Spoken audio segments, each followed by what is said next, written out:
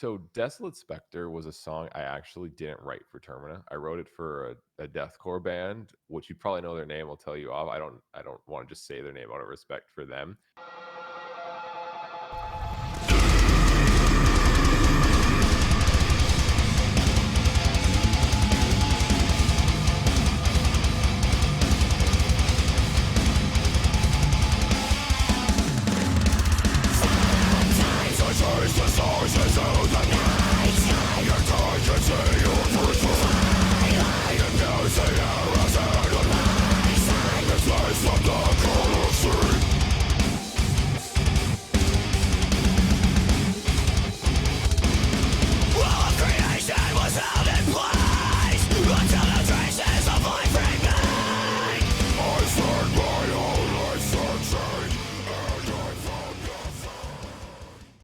What's up, everybody? Richard here, and today, for season 2, in the first episode of this season, which is going to be episode 20, we have a returning guest.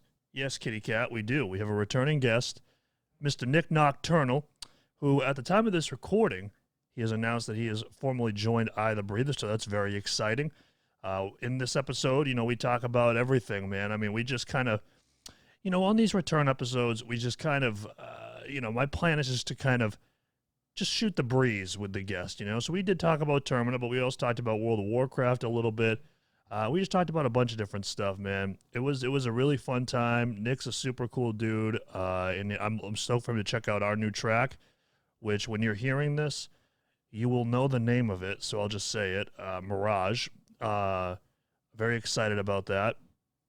And yeah, I just hope you enjoy this episode. It's just an hour and 40-ish minutes or so of just two friends just shooting the breeze, and hopefully it's entertaining, and hope you enjoy it. Enjoy the episode. Nik Nocturnal, the first ever round 2 here on the old TrueShot guest spot podcast, and also the first one of 2021. What's going on, man? Nothing much, man. Just like I said, existing and trying to exist through 2020. How about you, man? I'm doing good, man. Yeah, I was stoked that you went for a round 2, because I was like, you know what, like I don't know about you, because my New Year's resolutions aren't like normal people's. Like, like I want to go to the gym or lose 50 pounds. Mine are, I want to have 52 podcast episodes in 2021. I want one for every week. So do you ever set any kind of resolutions like that for yourself with your content going into a new year, or you're just like, hey man, I've been at this now for 6 years. We're just going to keep it going. I think I used to. I was like, I want to try to aim for this milestone, of whatever numbers, just to aim for it, like kind of Yeah. overshoot crazy numbers. But now, man, I honestly, it just goes, as Yeah. long as I keep going. So my Right. New Year's resolution is to just keep going. That's like just keep doing Don't die. kind of, yeah.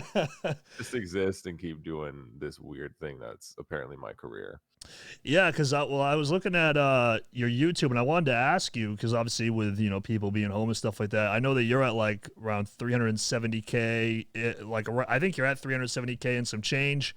Have you noticed like this year, with everything kind of going on, that your channel's kind of grown, more than it usually has over the course of a year? I mean, I know it's kind of hard to measure, only because the first 10,000 is harder than the second 10,000, Yeah. and so on and so forth. But what have you noticed in terms of that? No, yeah, I think it's definitely grown, man. It's people are on the internet, that they're at home watching YouTube. Yeah. I'm a YouTuber, so people are there watching my dumbass, headbang and Right. embarrass myself all day. Do the So baby metal screaming and all that stuff? yeah, all of it, man. So no, yeah, it's definitely grown, which is great considering this is, one of the years, and especially some of the last year, where I really took a focus on just making this fun, even though it's always been fun and always just been passionate, but just really not caring about like, oh, this did this well or this did this well. Mm. If I release a video and no one sees it, I don't really care anymore if I have fun doing it. Mm. I just kind of a different shift in mindset, and that in itself has also just resulted in more people caring, which is so funny because I guess I don't know what comes through the content of me just literally kind of taking it back to the like OG of how I used to do this and just making videos knowing no one's gonna watch it for myself just because it's fun and stupid. So I've been doing a lot of that and it seems to be paying off. So Well, I mean, also the most popular video on your channel has nothing to do with what you do on a normal basis anyway. So I mean, at the end of the day, I mean, it's just like you just throw, we all, we all just throw stuff at the wall and whatever works, Mhm. works. Yeah, Slavic metal, man. I still can't believe that it's so much ahead of everything else too. That's like it's not like it's like, oh yeah, it's ahead by a little. And it's the most popular video on my channel. No, like it is by far the most popular video, and it's so funny because the only way it links to anything I do is me existing in it, and like metal and weird memes that are Slavic memes that I don't really do much with anyways. That's it. Other than that, it's just its own entity that's kind of there. That was just it's just fun, and I've been doing a lot more of just that. Just thinking of what's fun. Like I want to create content. I don't want to create this formula of, oh, I have to do this, and this many people will watch it because of that. Like Right. I really stopped caring as much about that, even though of course as a creator, right, this is our business. We'll always care about it, just like a person who opens up, I don't know, a bagel shop because they love bagels so much, and yeah, they want it to not go under, but they also do it every day because they love making bagels or something, Yeah. right? So of course he always wanted to do well, but really minimalizing that portion of it and just focusing on it being fun and doing stupid stuff that I want to do is, yeah, that's really been it. And Slavic metal was definitely the iconic thing of that kind of. I think the only thing that could top it is if you did a Slavic Metal 2 and had Alex Terrible somehow as part of that, like in person. That would kill. I think. I've asked Tolly again, and I love Tolly. He's such a gem because he's like this legit musician, as people would call it, not just like a memer like myself. He's like a legit musician, but he's also so funny, and like he could be a YouTube. Like he's made to have that personality, and Mm, like he'd do big things if he did that. But he's in a hugely successful band that's signed to like Russian Warner now. yeah. But like he's still super chill, and like I'd love to have him do another, but I don't.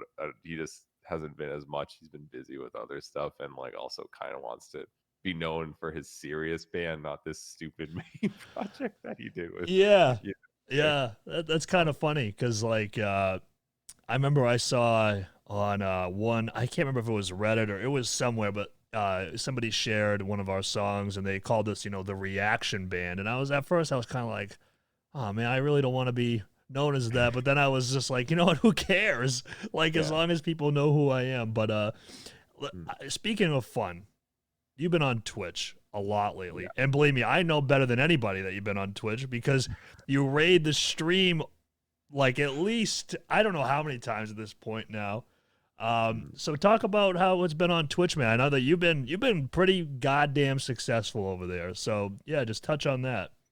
Twitch, man, it's so fun. It was kind of initially actually just a place I wanted to go for another outlet of content I want to do, which is live streaming. And Yeah, people don't know I live streamed on YouTube for like 2 years or like a year and a half, maybe before I did I didn't Twitch. know that. So there you go. Yeah, Yeah, because I mean, actually, it was first really small on Twitch. Like I just kind of joined it in, but then I realized, oh, they have this agreement where you can't double stream or restream with YouTube and Twitch at the exact same time. And I was like, well, mm, what's the point of me building this Twitch audience if YouTube's my obviously main platform? So then I just right. started streaming on YouTube instead, which is it's not the same, right? It's a different community. It's a different feeling. But then I was doing the Trivium, cover that whole album Nocturnal challenge, Yeah, and my stream just got taken down for copyright, and I was like, yep, okay, I guess I'm going to Twitch right now to finish this off. So I just went on my Twitch channel. I told everyone we're going to Twitch to finish this. And it was just so great. It was such a fun vibe. And even though I had nothing set up, no nice overlays, it was just my stupid camera, like that's only streaming at 720p, yeah, you know, just and me learning the Trivium songs. And it was so fun. And I loved that. And I was just like, okay, I guess I'm streaming on here now. And I just kind of kept going with it. I love Twitch in general because I grew up as a gamer. Like I grew up yeah. watching Twitch. Um, So I just kept kind of going and doing new things, seeing what works, seeing what doesn't, reacting to stuff and hanging out and kind of just making it so it's like this very easy place to just hang out, with Yeah. me if you want to ask questions. So it doesn't, to kind of break that weird barrier of like, oh, here's this, YouTuber, right? Like I'm nothing special, guys. Like I'm just a dude making videos in my room. You're the guy from And Slavic metal. That's it. yeah. Yeah, and it's really hard to break that barrier, I think, with creating YouTube videos other than commenting, and even that, like, you can only comment so much, you can only read so many comments that say, "Hey, you're trash, garbage, go die," sometimes too, with, like, the negative stuff mixed in, Yeah. that, I know over the years I've read less comments, so, like, well, I still want a way, though, to, like, communicate with people, and Twitch, Mm. it's just such an easy way for, anybody to just be like, "Hey, Nick, what's up?" And I'll just have a full conversation just on the spot without it feeling kind of weird. Hmm. So I love that aspect of it, and then from there, I just also thought of it as a different content outlet, whether it be like reacting to songs I can't get to, like for a full video, or streaming horror games and literally shitting my pants because I'm terrified. Doing weird green screen stuff or like screaming pop songs, like just doing stupid fun things that, like I said, I want to do on YouTube, but it just doesn't make sense to do it on YouTube. So it's a different outlet, and it's been going great, I guess, because of that. Yeah, I know what you mean about, because it's like you built up this fan base on YouTube, but then it's like you can't do anything. Like I know for you, like for you, and then for us, where we mainly do, we check out music. You can't Mhm. do that on YouTube. The stream gets taken down like Yeah. immediately. So it's like you got to go over to Twitch, and it's tough to build that audience. But Mhm. it seems like you have quite a loyal group of people that I notice, Yeah. especially between Twitch and also all the water bottle emotes in my chat on Twitch. Uh, but now I've gotten to the point where I keep a water bottle, and just like whenever you Mhm. raid, just in case you raid me, I just like when they come up, I'm just like I just flash the water bottle, and then I just ask for the emotes in the chat. Um, but yeah, and then also I know that you have a Spotify playlist now, so you have a pretty awesome core group of people that really, really follow you, and you probably see a lot of repeat people in your Twitch chat, I'm assuming. Oh yeah, all the time, and it really does feel like a community, and that's actually all been derived from, of course, YouTube, but even like way back when I created a Discord server from YouTube, and a lot of those people that were there like 3 years ago are then coming to Twitch, are checking out, are following the Spotify playlist, and it's really a community, and that's it sounds cheesy to say, but that's honestly like my favorite part about doing this, because like Yeah, other than that, like making YouTube videos is, of course, it's amazing, and I'm extremely fortunate, but it's still just you alone creating something, yeah, shoving it on the internet, and the only way you judge if it's good is by people saying it's good, which they you don't even know if they actually like it, or just by views, which also could just be algorithm. yeah. Whereas like the community just makes it feel so much more real, and less like me just doing something, shoving it there, and doing that for 6 years nonstop. It really feels like, oh, this is what we've actually created. The Mm. numbers, because you just look at the numbers and subs, and it's like it just seems like this weird void of numbers. It's It just doesn't. like an never-ending ether of It's just just numbers. stuff. Yeah, Yeah, it's just yeah, stuff. But like when you actually see the community active, and they're like talking on Discord or talking to you on Twitch, or like doing all this stuff together, and like doing stuff on their own together too, and like going out of their way to do that, then it's like that's like the thing I've really seen built over the years. And that's the thing that's so special to me. And I'm just grateful I have such a chill community that actually like respects each other and aren't dicks to each other pretty much. yeah. No, and that is good. Yeah, I mean it's so cool because it's also just for the viewer. It's just a much better Mhm. experience too because Yeah. like now you know them by name, and I know Yeah. that you say that you're just a guy, which I mean you are, but you're Nick Nocturnal from the YouTube. You know what I mean? So Okay. it's from the YouTube. So if you say their name in chat, or you by Mhm. like I've gotten to the point, I'm sure that you have too, like on our streams where like I know people by name, and like if Yeah. there's new names I notice them because I they just looked like it's a lot easier to like mentally calibrate who's who versus Yeah. YouTube where it's just comments, comments, and you're just like losing Yeah. track of Yeah. who everybody is. So no, I think that's really cool. And I actually wanted to tell you a funny story from the first time that you rated us. So Okay. do you use Streamlabs OBS when you stream, or do Yeah. you just have? Okay, so I have regular OBS, but I have the Stream Elements add-on thing. So it shows like the chat on the side, and then it has like the activity feed on the side. Right. Well, I I didn't know that my activity feed wasn't working. So when you rated me, I had no idea at first, and then I people were following and whatnot, and I couldn't see it, and I was like, "Oh no, this is like the worst moment ever for this to not be working." So like, all of a sudden, I'm just sitting there in the chat, just whatever, talking to the people that were in there, and then all of a sudden, I just see just like on the side, and Yeah. I'm like, "What is happening?" So I just thought that was so funny that like the first time you ever rated us, for those of you that aren't aware of rating, basically, I've never rated anybody, but from what it seems like is that you just kind of pick a channel and you like kind of take your audience and put it into their chat. Is that Yeah. Yeah. Yeah. Yeah. basically what That's it's it. like? Yeah. Um, yeah, that was just so funny. I just couldn't believe that like that moment is when the thing didn't work and I didn't know who anybody was. So that Mhm. was cool. But yeah, I every time you do that though, man, I throw on Desolate Specter right away as like a commemorative, like, here we go, and it's really cool because I've noticed a lot of people that have returned, from you rating us, and I think that's really cool. And kind of segues into a topic that I wanted to talk about Mhm. is, and I think that you're somebody who can really speak on this, is the collaborative effort of people, like Mhm. content people. Because I think what happens a lot of times, especially in metal, is that, I think people are very possessive of like their own brand Yeah. name. Like they have like their band and they don't want any kind of other person a part of that to try to make Mhm. their stock rise because of another person's name or whatever. So I guess this is kind of a loaded question and kind of broad, but like from your time on YouTube and also just Termina kind of being the love child of a collaborative effort, really. Yeah. How important is that for people that whether they're in a band or YouTube or whatever? Um, I'm In your biased in because my Yeah, entire everything is built yeah. upon that, but to me, it's literally everything. Like I started as an artist that needed to collab, like on YouTube in general, too, needing to work with people, but also like I'm an instrumental artist. That was the thing. I was looking for vocalists to Well, feature on my we heard track. your vocals on the baby metal thing. I mean, you could do it.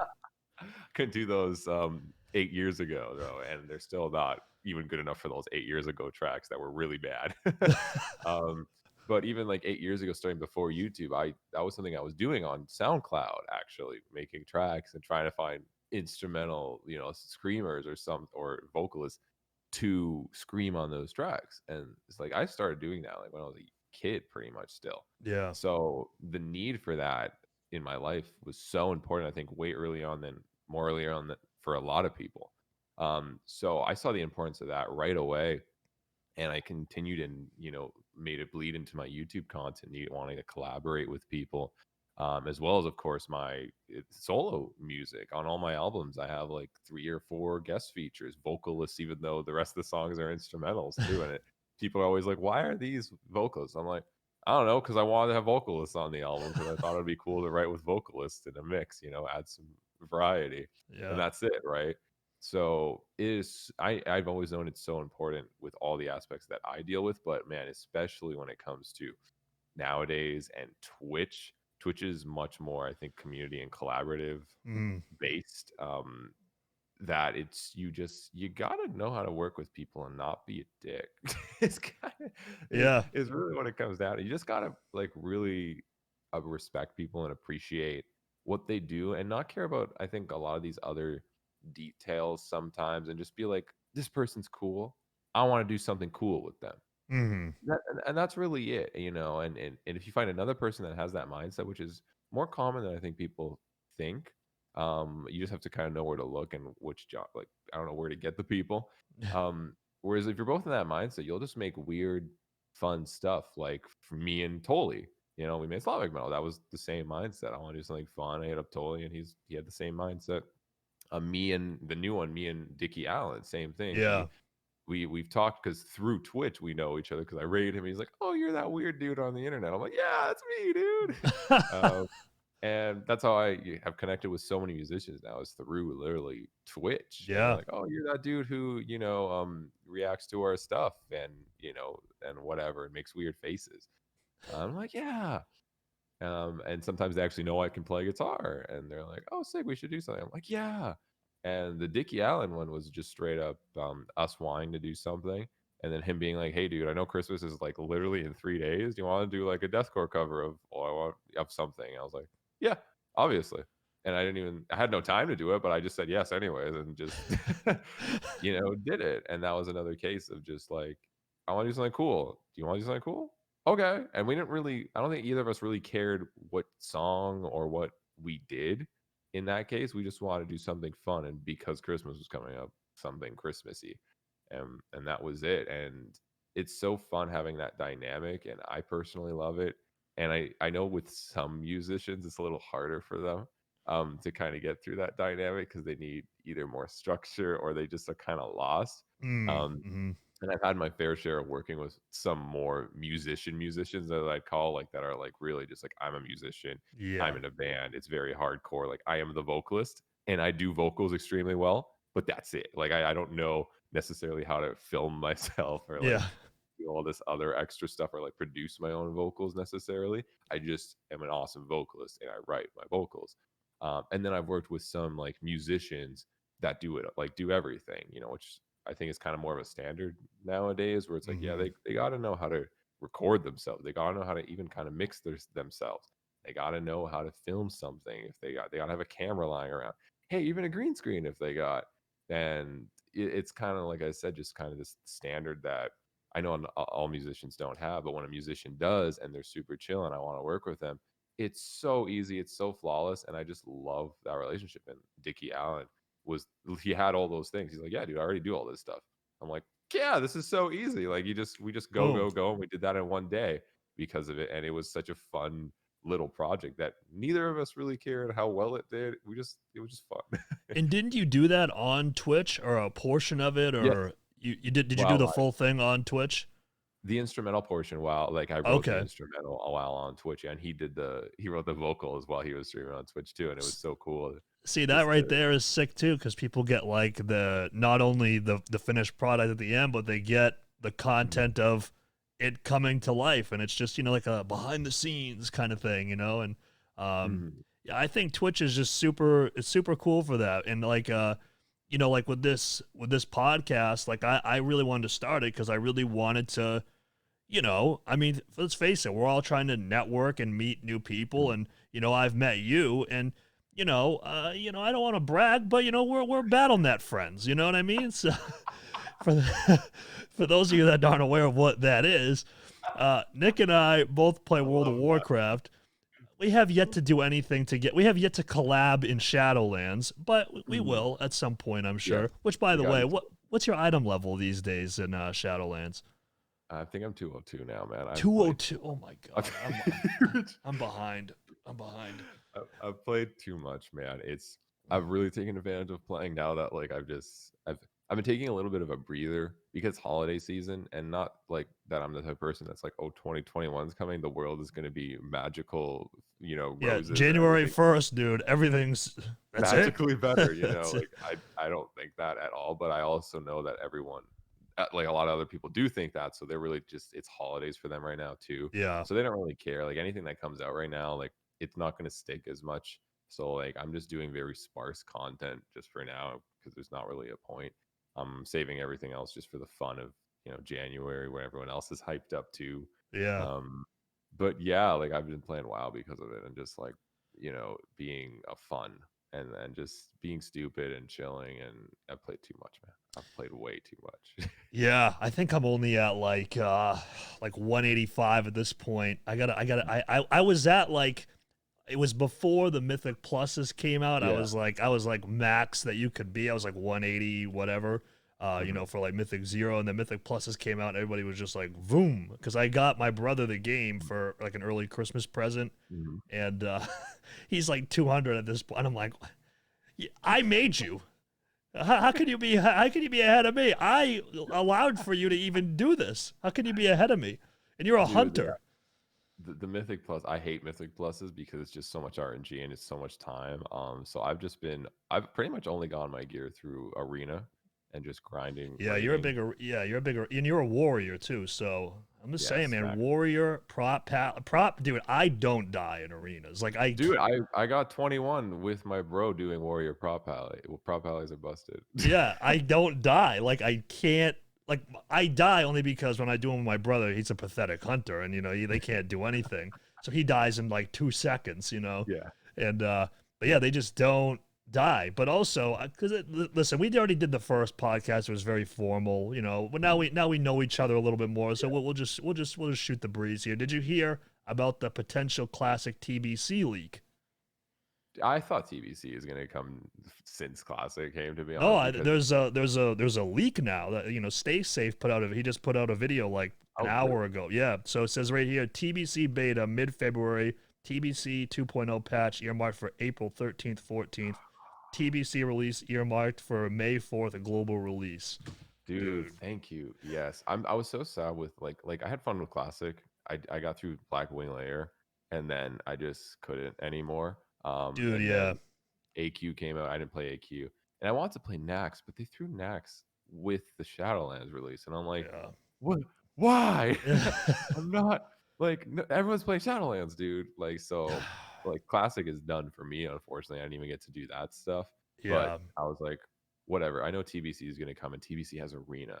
And that's the replayability for me because other than that, like Classic was just raid and just have fun. Like just do weird stuff and try it. Because I never actually played Classic when it was, vanilla. right, right, But TBC, I know, has that replay value of arena. That's something I dude. can play no matter what. It's Dude, just, yeah, TBC, dude, that TBC. listen, I played Classic at the very tail end because I was young, like 13 or whatever at the time. Wait, Yeah, 2006, same. 13. Yeah, like 13. Yeah, I was very young. But dude, TBC. I remember like where I was when I hit level 70. I was in like like in the Grand where like the elemental little Mhm. area is in the north. I Yeah, was right yeah. in that little river right there, killing the things in the lake there, and I hit level 70. I'll never forget that. 20 Mhm. years later or whatever it is. But yeah, dude, I'm stoked for TBC. I just so kind of tying the two in together with Twitch and World of Warcraft. I have a ton of respect for Asmongold now, being able to play that Yeah. game for 8 hours while streaming and reading Mhm. his chat, which is like a machine gun. Dude, Mhm. playing WoW and streaming is very difficult. Mhm.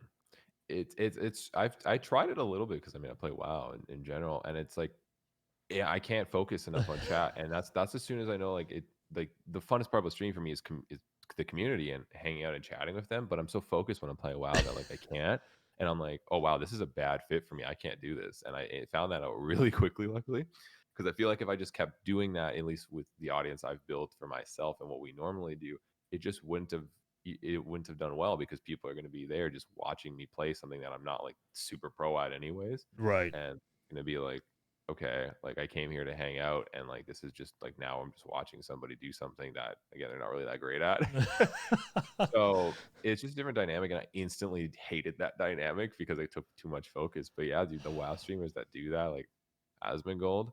I also feel like this year I've had such a deeper understanding and appreciation for the streamers that just or streamers or even YouTube content creators that don't have all this fancy shit going on. Like they don't Right. have these crazy effects and cameras and all.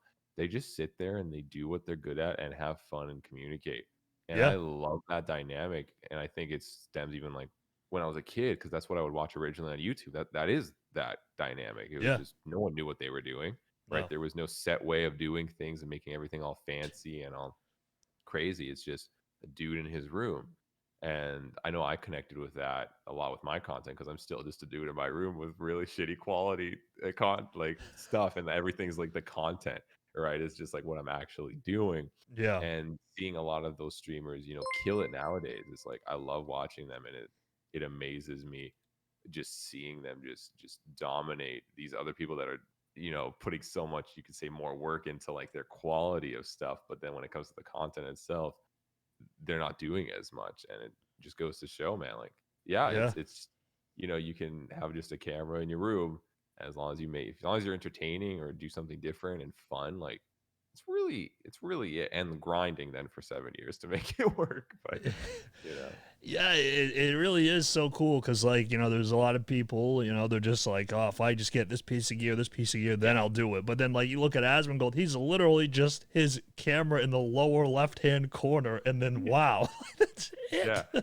Or, like, his one-take videos on YouTube where he's just, Mhm. but he also has Oh, a really cool ability to just string thoughts together yes. easily. Whereas I watch some, YouTube channels or reactors, and it's like a quick cut every like fourth word because it's just Yeah. it's they for whatever reason it's just difficult for them to string words together Mm. cohesively. But yeah, I man, the only thing that I really want is just a better camera because I'm pointing at my camera right now. For those of you that are listening to audio, I hate Mhm. this thing because when it's small like this, the quality's fine, but then when I want to try to make it bigger for like a full Mhm. screen video, it's so goddamn scrambly and I hate it. So that's the only thing. Because for Christmas, by the way, I want to talk to you about what you got for Christmas too. Okay. But my girlfriend got me a Rocket 5 monitor, Sick. but one of them. Okay. Okay. All so, right. so I can't really do anything with that. So I just said to her, I said, I'll probably just she offered. I wasn't like an asshole, but she offered. She's like, I could just return it and you could put it towards a new camera. And I was like, okay, I'll do that. I wasn't like, I don't want this. What can I do with one monitor? I'll just have a camera instead. I thought it was sweet because she doesn't know. Yeah. And they're expensive. Oh yeah. Um, so what did Nik Nocturnal get for Christmas? You get any goodies? It actually ties to this because so, like before I use like literally even like 2 days ago when I was streaming, I was using my webcam, which is like 720p max, and that's it. And like it's so funny having 720p max streaming webcam when like I've been doing YouTube for like 7 years. um, but I have my Canon, which I use for YouTube, and I didn't have any way to like stream with it because Ah, I okay. thanks my girlfriend actually got me the Cam Link, which makes it so I can stream with my Ooh, camera, and that's what you see right now. That's why I'm all like crispy looking and like in yeah. HD. You can see all my pimples and everything in HD. It's Yeah, perfect. I'm gonna zoom Um, in. I'm gonna do a zoom in up in post production there you there on go. you. I'm gonna. What's the? Oh, there we go. I don't even need to do it anymore. Save me some work. Yeah. So yeah, that's what I got. And I'm super stoked. And yeah, I'm just gonna be using this now for streaming. I'm actually gonna be like semi a real streamer now and not just 720p webcam, dude.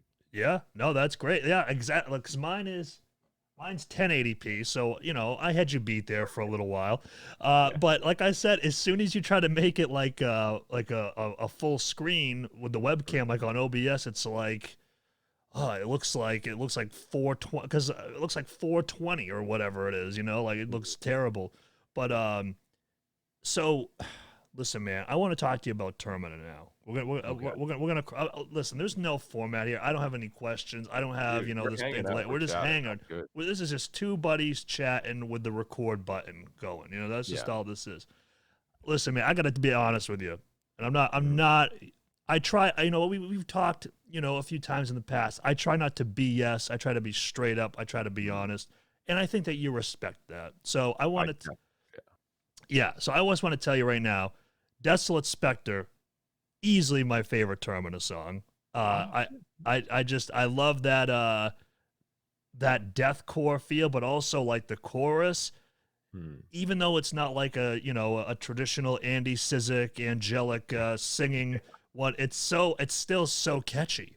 Mhm. So I know that you have said numerous times, determine a record, determine a record, determine a Yeah. record. Can we expect more stuff in that vein, or is it just kind of going to be like an amalgamation of just whatever you want to do, or what? Do you have any kind of themes for the album? So Desolate Specter was a song I actually didn't write for Termina. I wrote it for a deathcore band, which you probably know their name. I'll tell you off. I don't want to just say their name out of respect for them. Where they needed a writer, and I messaged them like I do this stuff. Like, do you like Cattle I'll write decapitation. Yeah, no. and they were like, dude, yeah, like I know your YouTube channel, like send us something, and like we'd love to do something if I think you have like what we're looking for in terms of your style. I was like, okay, sick. So I wrote the song in their style, knowing like the craziness, and that's why the drums on that song are also much crazier than some of the other stuff because I made it for their crazy ass drummer. Um, but it's programmed anyways. It's okay. If we ever get a drummer, they're just gonna have to really do some crazy shit Just for the figure it drummer. out. Yeah. They just have to figure it out. Yeah. But essentially, yeah, that song wasn't for Termina. And then I hit them back and they're like, dude, this is cool, but like we want to mess with it a bit. And then I was like, okay. And they never got back to me. I think they figured like stuff out. And I was like, okay, well, I have this song now. It doesn't really make sense for Just Nik use it. Nocturnal. And I showed it to Andy actually before they said they didn't get back to me. I showed it to Andy, just like I always sent him stuff like, hey, dude, what do you think? Like, because he's my bro and he knows what's up and he has a different perspective on a lot of stuff that I really need when it comes to even writing for other bands, which is why it's perfect that we're in a band together. Right. Um, and he was like, dude, this is sick. You need to write something like this for Terminate. He said that back when. I was like, oh, yeah, sure. And then when they didn't want the track, I was like, hey, Andy, do you want this? Literally, that was it. I was like, do you want to use this? And he's like, yeah. And then that was it. That was Cool. it. He just did something crazy. I kind of gave him my concept of how like the chorus was meant to be like a catchy hardcore like dun dun like where he kind of does some Yeah. kind of repeating vocal line that's like not really a chant but like it's catchy in some way. It's still a chorus even though it's Yeah, pure. no, it real. I mean, there are VODs of me singing along to it. Like there, Yeah, there are VODs out there that exist with me because it's super catchy, even though it's not, the clean singing yeah. chorus. You know. Yeah, and I knew Andy was just gonna go crazy on it and just completely scream everything. Even and so yeah, like that was a song that we didn't really write for Termina, but it still does, like to answer your question, fit in the theme of the album in a way because the album has I'd say the middle ground is Lucid. Like if you like Okay. Lucid, Yeah, I you'll did. you'll Yeah. like the variety we give. Like Lucid is the middle ground of heaviness and soft. There are the heavier side is definitely Desolate Specter and the softer side, there's not a lot of softer songs. There's like one chill song, as we call it, that's kind of like Deftones' Loathe Old North Lane, which is the weirdest way I could Interesting. describe Okay. it. Okay. Yeah. And like kind of like, do you know Bring Me the Horizon? That's that song of Sempiternal as the snakes start to sing, or I think that might be I it. don't think I've heard that one, but if it's anything like the majority of Sempiternal, which it Yeah. sounds okay. Yeah. Like the clean songs on Yeah. that. It kind of has a bit of that vibe, but mixed with like a heavier chunk to it and Okay. like Deftonesy vocals. So like that's us doing chill, and it still has a breakdown at the end of the song. Nice. Um, but it's much more ethereal. So it's a heavy album. When it comes to Desolate Spectre, I'd say that's I don't want to say it's the heaviest song because there are other songs that are, I'd say, even heavier, but in a different way. Like Yeah. that's the heaviest, like traditional Like deathcore song. There's not, sonically, like yeah. gotcha. But when it comes to like other songs, the other songs are heavier, like a couple in like a gentler way, like where we go down to like drop V0 or like Oh like my that god. Humanity's Last Breath kind of craziness, Oh my heaviness god. or like loathe heaviness. So there are songs that are as heavy or heavier, I'd say, than Desolate, just in a different way. But when it comes to like the traditional deathcore style, we have it sprinkled, I think, Mm-hmm. in the album. But like that's as traditional as we're gonna get with it is Desolate Spectre, if that answers that Interesting. question. Yeah, yeah. And do you mix all that stuff yourself? Instrumentally, yeah. The instrumental is I just got to me give and you my props, man. Like it's honestly like very solid production work. Because let me listen. I'll be totally. you heard it. Yeah, I'll be honest. Whenever I hear, yeah, man, we're self-produced, self-made, and I'm like, oh god, here we go. And it sounds like this is the kick drum. Yeah, dude. For those of you on audio, I'm flicking a water bottle, which I had to have my official Nik Nocturnal prop here. But like, I'm just like, guys, like, please just pay somebody $300 to mix this, please. Yes. But no, man, like straight up, like the audio like the mix is good. Like it just is. So you do the instrumentals. Does Andy do the vocals, or do you outsource Yeah. that? Or So this is the exact dynamic. Like I okay, write the instrumental, and we wrote in I think two songs like literally through I don't know what like Facebook like some cult thing, whatever we'll use, right?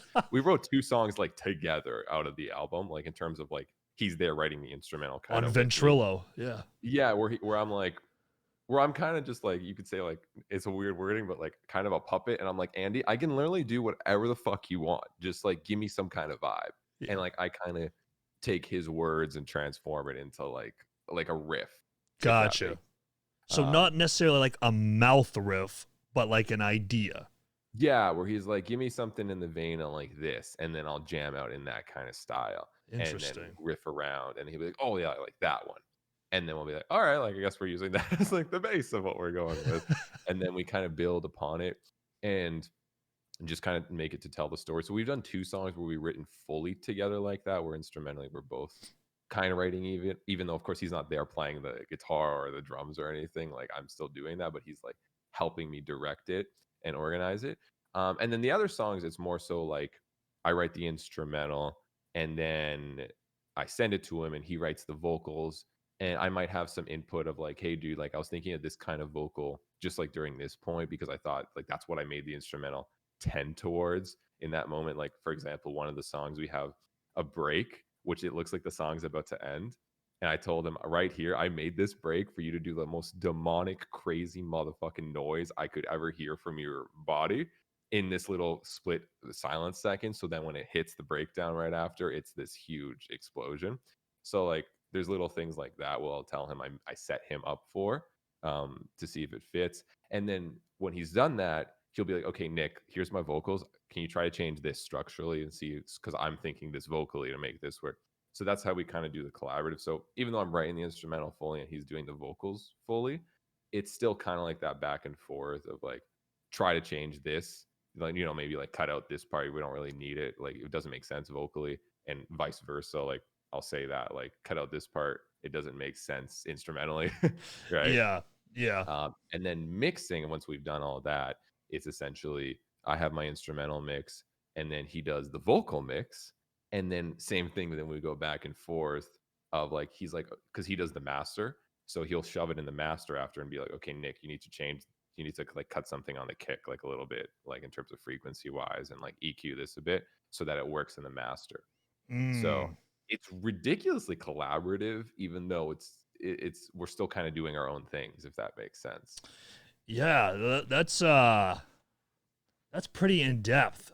It makes Yeah. me feel like a simpleton, which is okay. I like being a simpleton. Cuz no, I that's very interesting. Yeah, cuz I think it's really important, especially for when you're writing uh anything, like just to kind of have like an overall, like, I know for me as like a a lyricist, it's like I kind of can't, if I'm writing a song about, Mhm. just something sad, let's say, and if it's just like you can't really, it doesn't really fit. It's like this isn't sad at Yeah. all. This is like a carnival. So I think having like a theme in place, like, kind of where you want to take the story, I think lyrically also really helps with the instrumental and stuff like that. So that's super unique because I think what I've noticed a lot too, just reacting to Mhm. songs and whatnot, it's just like sometimes those two don't necessarily correlate Yeah. together. So I think that that's very very important. But So yeah, lyrically, that's all Andy. I don't have a single place in that, and I love like Andy he's an underrated lyricist actually. Like he's also even underrated to me because I don't even appreciate the lyrics he's sometimes throwing because I don't even like read them. I literally don't know what he's saying until I'm like, okay, Andy, we're gonna release this. I need the lyrics for the vocalist to do vocal covers, and he sends me the lyrics, and I'm like looking through. I'm like, oh, this is emotional. this is You know, deep. like yeah, What is a desolate specter? I literally didn't know. Like he just because like he titles the songs mainly and just and like sends them with the title because it's based on the lyrics. And I'm like, okay, cool. It sounds sick. Like just like like yeah, I'm like it's not my thing. So I'm just like it sounds cool. It doesn't it vibes sure. Yeah, And I didn't know what that meant until like 5 months after we like finished the song. I'm like, that's oh, so funny. That's what a Specter is, dude. That's so What? funny. It's Yeah. just so reminiscent of my guitar player. Like I'll have lyrics for him for like when he has like a chorus Mhm. section. That dude never gets the vocals, like the lyrics right. Never. I mean, like never. And it's just like, dude, like they're right there. They're written down. Like, and he just, and then like he'll get it right eventually because we're recording it, and then it'll come out, and then we'll just be sitting in the studio, whatever, and it'll be playing in the Yeah. background. He's like, lip syncing, and I'm like, you're not even lip syncing it correctly. Like, what is happening here? Like, I spent all this time for lyrics, and you don't even Mhm. know what any of them are. Yeah, It's Andy probably feels the same. I've started to appreciate it more because I've just been taking more notice of it is all, and I know he's a really amazing lyricist. And Andy, I tell him this all the time. He's really good, and it's gonna sound weird, at sad boy vibes. Like he has the sad boy thing down lyrically, and even like when his vocal performances, and it's like and then I notice whenever I give him more sad boy feeling like instrumentals, like that's where we both kind of come together. And I get the best example I could give is our like Rockstar cover, which even though that wasn't an original, like I didn't realize how perfect that song was for us until like we made it essentially. And yeah, because it has such sad boy vibes where Andy can kind of do his thing a bit more. And I did my thing because like sad boy for me instrumentally is like ambience and like yeah, filling up the space with layers and stuff and like weird intervals that are really kind of sad a and piano like backing. yeah, things like that. And I Yeah. love that stuff. So that's where we really come together and create some really cool stuff. Like there's not any major songs on the album like that sound super happy. Definitely not. Listen, Um I don't know what it is. It's so much easier to write just like depressing stuff than it like, and I know that's terrible, right? Because it's like who you don't want to like have people just sit there and just listen to like this horrible, heart wrenching material all day, but it's so much easier to write that kind of stuff. Like, I mean, we're working on some music now that's like very like not uplifting, like very mhm. sad, and it's just so much easier for that to like come together than like I don't know what it is. It's something about like metal and like happy that just for some reason there's like it's very hard to correlate the two unless you become like a meme band or you know what I mean? Like it's hard. Like I don't know how to do it. I have yet to have figured that out in terms of like fun, easygoing like pop top 40 lyrics but with metal instrumentals. I don't know, maybe you've had better luck with that. I've I can do it if I need to, but yeah, it's tougher, man, and it's just something that I don't know when it comes to writing instrumental even I don't do, and I know Andy also doesn't do as much. So we just don't really blend with it. But yeah, when it comes to lyricists and stuff, like he knows what he's doing, and I kind of just let him be, and I'll figure it out later, kind of deal. And like when I hear the song and I hear people like repeating the lyrics, I'm like, oh wow, that's important. you know, it's just so in my element. Just like, and it's so funny. But yeah, we have that dynamic, and it's like we're just fortunate. We kind of just trust each other, and we'll still disagree on things, but it's never like the stereotypical band guy disagreeing with the other band guy. It's very much like, hey Andy, I think this doesn't fit as well. And he's like, okay, but why? We're like, we'll be skeptic at first because like we're so used to something. We're like, okay. And then we'll explain the other thing. And then it goes, we do the same reactions. It's so funny. And then we're Yeah. both like, oh, you want to change this? Okay. And like we'll always like give it the chance though, no matter what with each other, but we'll be skeptic at first, no matter what, because we're Yeah. always like we're so used to hearing it, right? Um, and then once we listen to it for a month, we're like, oh my god, this is fucking sick. Yeah. We're like, that was Yeah. like such a good change. So we kind of just we have a lot of trust in each other so that we're able to always do that because we both know our end goal. This isn't like about making it the Nick project. Because if I want to make a Nick Knock album, I'll go make a Nick Knock You album. already And have yeah, you could just do that. Yeah. yeah, and this isn't the Andy project because same thing actually. He writes his own solo stuff where he like programs the like drums and everything if he really wants. Like he can do that on his own. Crazy. So this is very like we both know this is our project. So the whole point is to have the best of both of us, and there's no right or wrong. The end goal is simply to make awesome music that we love listening to. Yeah. And that's it. There's no other ego of like all these songs need a solo or all these songs need vocal solos. Like we don't have that. If anything, it's the opposite feeling for me where Andy's always like, yeah, dude, like put a solo here. And I'm like, I don't know, like it's like this, like unless the song really is asking for it, like I don't see the point because like this isn't again that kind of project for me. But Right. saying that 3 songs on the album do have crazy ass solos. Yeah. And same thing for Andy, where where Andy's kind of like leaning towards the instrumental sometimes, and we really complement each other like that. And I'm like, Andy, like look at me, Andy. I know you can't see me. I'm typing to you on Facebook, but look at me. I want you to destroy this part. Like, I want you to summon like Cthulhu or whatever the fuck you get in there, and you just summon those demons. And I want you to take over. I want people to almost forget the instrumentals there for a second because you're dominating so hard. And he's like, "Are you sure?" And I'm like, "Yes." you know. So like, we actually have to force each other to kind of sometimes go like way all out to kind of take the shining point because we don't really want to. We want it to really be that collaborative thing and Yeah. have fun with it. And Desolate Specter was a fun one where I literally was like, Andy, this is traditional deathcore. Instrumentally, it's traditional deathcore. This Yeah. is kind of on you to transform into Termina. And I told him that. And he Yeah. did it somehow, even though it's still traditional deathcore, but it's still Termina with a weird way. And I don't know how he did that, but he did it.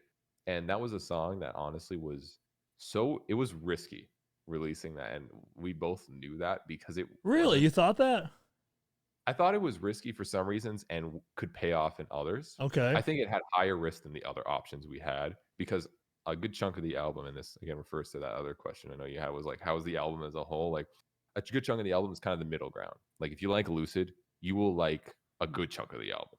And then some songs are way heavier, but have like a gent heaviness, not so much a deathcore heaviness. Mm-hmm. Or I don't know, I call it like a deathcore heaviness because it still has like the chromatic stuff and Mm-hmm. like blasts here and there and shit like that, but it's like low tune and it's more focused on groove heaviness, kind of like Meshuggah type deal. Gotcha.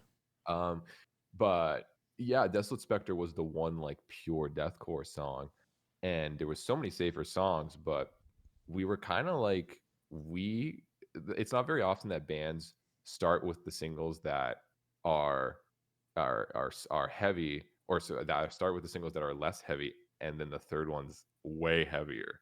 And we were like, we kind of Yeah. wanted to do that because we wanted to showcase people that because I think when we released Lucid, people were like, "Oh, this is maybe like the heaviest they'll go," and we really wanted to be like, "No, like that's like really not the heaviest we'll go." Yeah, because like I said, that's my Desolate Specter is my favorite. I mean, I think if Mhm, I had to rank them, it's Desolate Specter, Lucid, and then the Abyss. mhm. I like all of them, but there has to be a third one. I mean, that's just the way that Yeah, when yeah, you're. But I do like Lucid. I don't know something about Desolate Specter. I think because like when I think of Andy Cizek, I think of Monuments, or I've listened to a little yeah, bit of Makari and stuff like. But you never really get that side of Andy outside of like maybe like covers or something like that. yeah, So it was really cool to really for him to showcase really a full, in addition to what he already does, like kind of like the yeah, full the full Thanksgiving dinner of what Andy Cizek can do.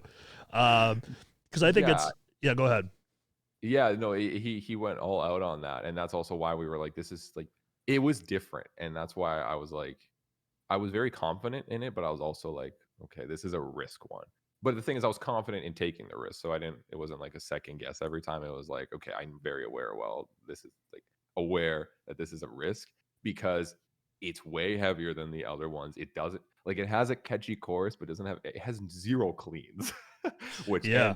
Andy is such an incredible screamer, but of course, clean singer. He has that voice. That's the replayability, and that's the thing. I was like, this is just a heavy smasher with not as much replayability as the Abyss and Lucid because it has a hook, but I don't think it was as hooky. And I knew Mm, that, but I was like, because it's such a shock, I was like, I wanted to try a song with shock factor and bank on the shock factor instead of the replayability and hope that the shock factor actually turned into replayability in a weird way. I just wanted to try it, and so did Andy. And we knew as soon as that song hits and people are, they came off the Abyss, which I don't know, the Abyss was kind of softer than Lucid, but also heavier in some parts. yeah. Um, that people were like, what's coming next, right? So this was the song that the first thing you hear is Andy do this demonic, yeah, exactly. this demonic low growl, and we're like, okay, people are gonna go like, what the just happened instantly. Yeah. And we wanted that, especially because we know people are going to be reacting to it because we're in the react game and all that stuff. Yeah. That we were kind of just taking a different route that was a little unusual, and it was risky, and it still, I definitely could tell it didn't have as much replayability, but when it paid off, it paid off. Like, we were lucky we got on that Spotify deathcore playlist. I And disagree with the replayability notion you oh, have really? there. I Okay. disagree. I mean, maybe that's just me. Maybe that's Mhm. just my own personal taste, but that is, so we have like a TrueShot Right. Core 100 playlist.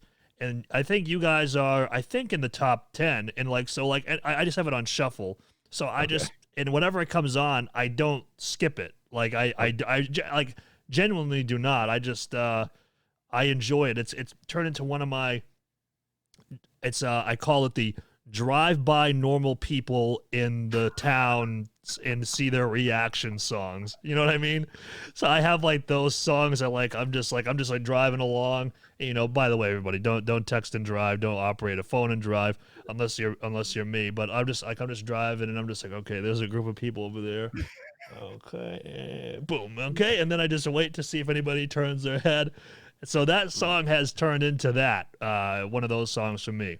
That one, some of the new landmarks, Amur, Yeah. like that stuff, or Brand of Sacrifice, Demon King, that's one of them too. That's turned into that. But Mm. no, Desolate Specter is one of the I gotta see the reactions of the normies walking down the street Well, I'm songs. glad you dig it, man. Yeah, it was such a weird one because we were entering a territory which me and Andy both, we're not deathcore dudes, right? Like, we're core dudes at heart, right? Like, Yeah. us metal and stuff.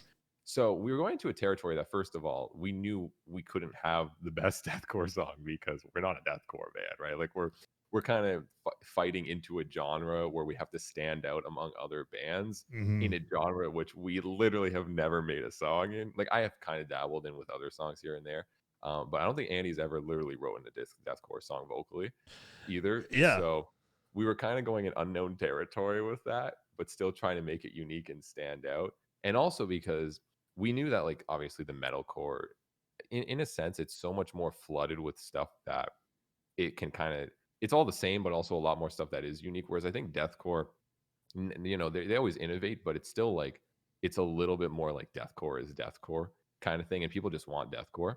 So we also thought, okay, this song is traditional deathcore, but in such a weird different way, which we know will not go harder than a lot of other deathcore songs.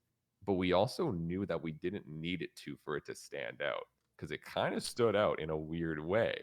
So we were like, Right. Within we your realm, it stuck out. yeah, and so we thought that even just releasing that and hoping for the Spotify deathcore playlist, which we got really lucky that they shoved it on there. I guess, again, for the same reason, because like it just kind of stood out, and it wasn't, even though it definitely didn't match to some of the heaviness on there, and we knew that, like, there's Yeah. deathcore that just goes out, like they just smack you. Yep. It still stood out in a fun way that could be complement any deathcore playlist, and we got lucky to put on there.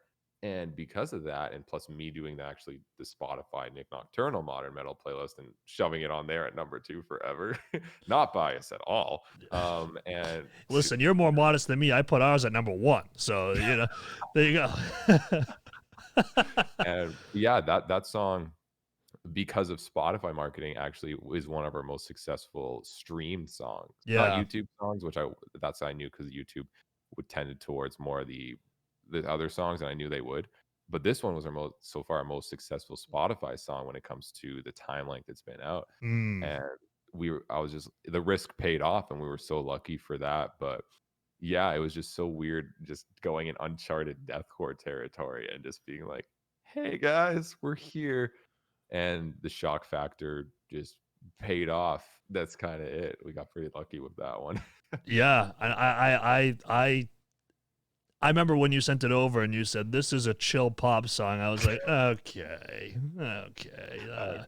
I was like, I know where this is going. I knew it was gonna be still heavy, but Mhm, I wasn't expecting like obviously like that because I'm basing off of not only the last two songs but just Andy mhm. himself. And Yeah. like I said, it was just really cool to see that on display.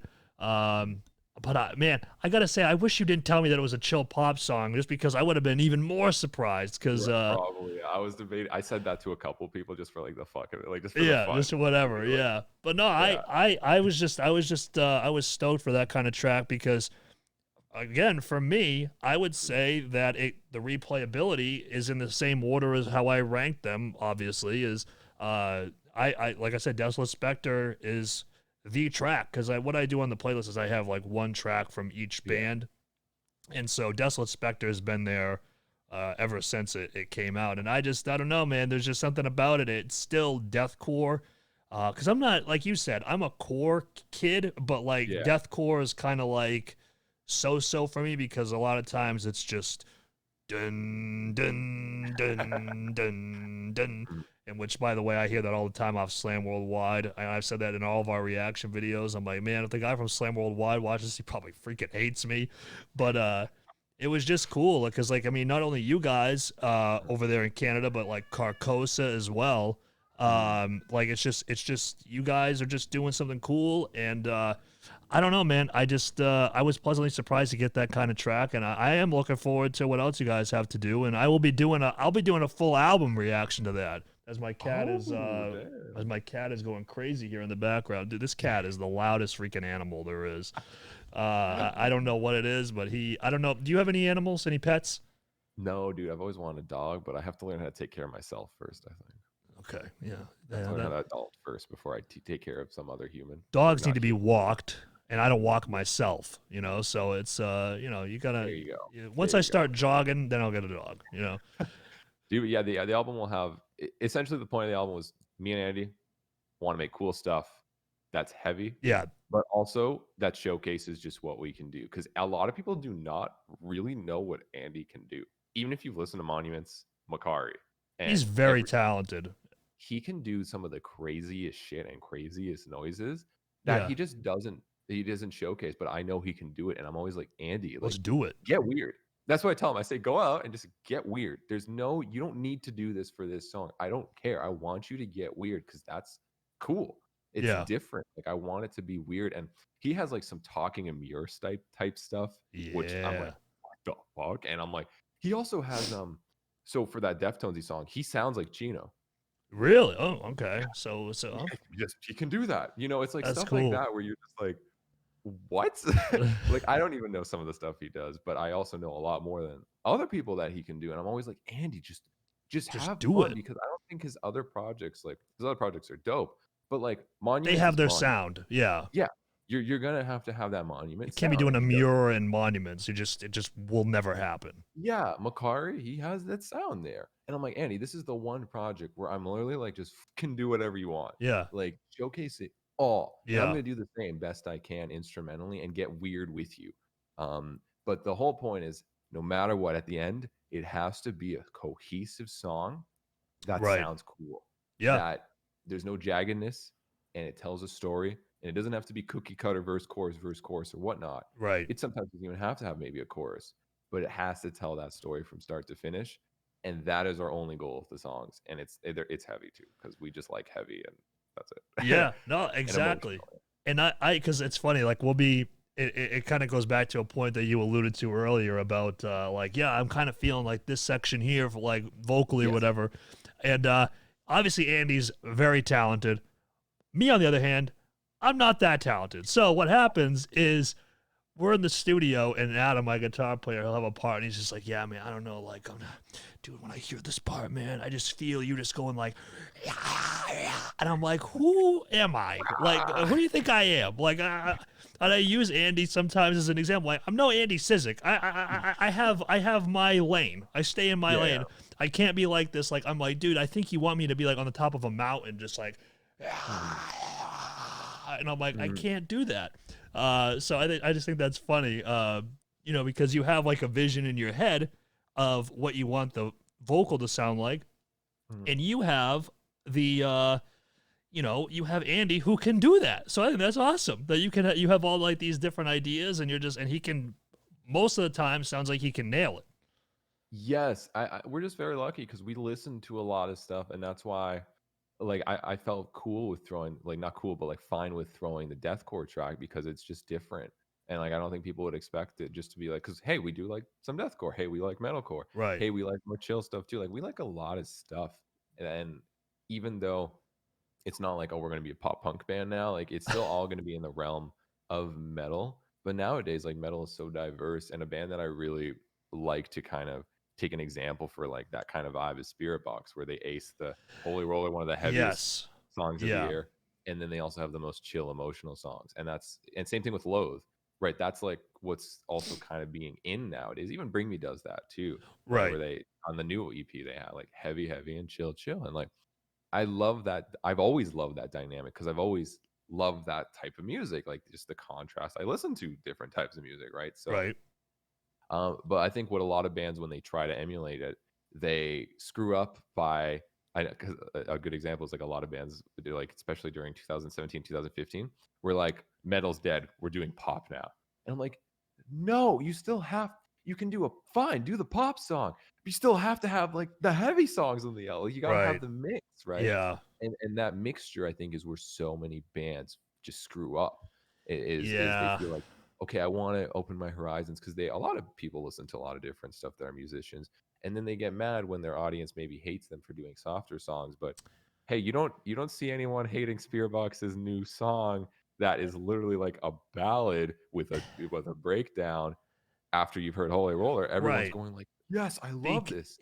and I don't mean to interrupt you, but I was just gonna Yeah. say I think the biggest difference is like you cannot, in my opinion, again, you can do Mhm. whatever you want, but you can't be a band who puts out metalcore for 10 years and then you're like, listen, man, we've matured. This is the most mature sounding record to date, and now we're a pop. Spirit Box has acclimated the listenership to that. Yes, Of just that's it. that Yes. of whatever we're just gonna do whatever. And that's what, like, for me, we did an awards show, and they were my second band that I'm like most looking forward to, and Landmarks was number one. And I said the reason why is because I respect Spirit Box. I mean, for those who watching the video, I mean, Mhm. I got this nice Yeah. sweatshirt here.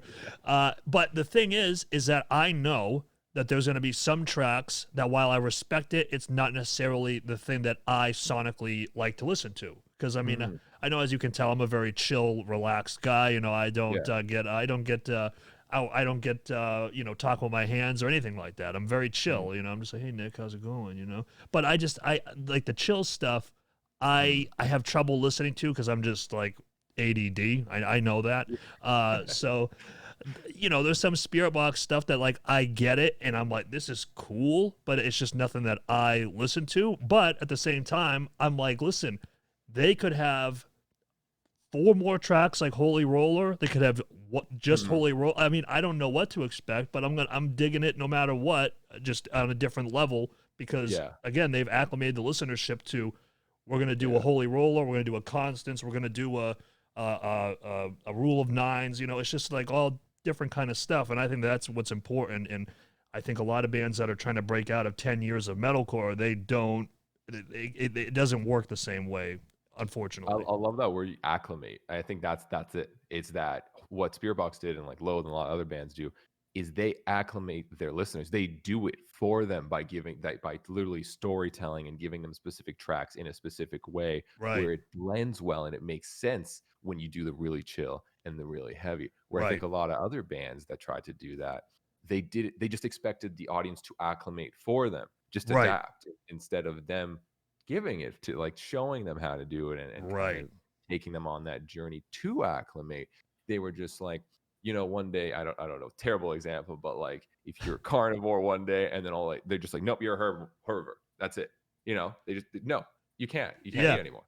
Yeah. And whereas bands like Spirit Box, they're like, no, we're going to slowly include it in your diet, and then you're going to have a nice mix of meats and vegetables, both of them, Right. and you can and then it actually makes you appreciate the heavy moments more when they do happen, and the chill moments more when they do happen. You're gonna And have that's the McDonald's for lunch and a protein shake for dinner. You know? yeah, it's the acclamation. I think that's the perfect word when you said it. It's exactly that.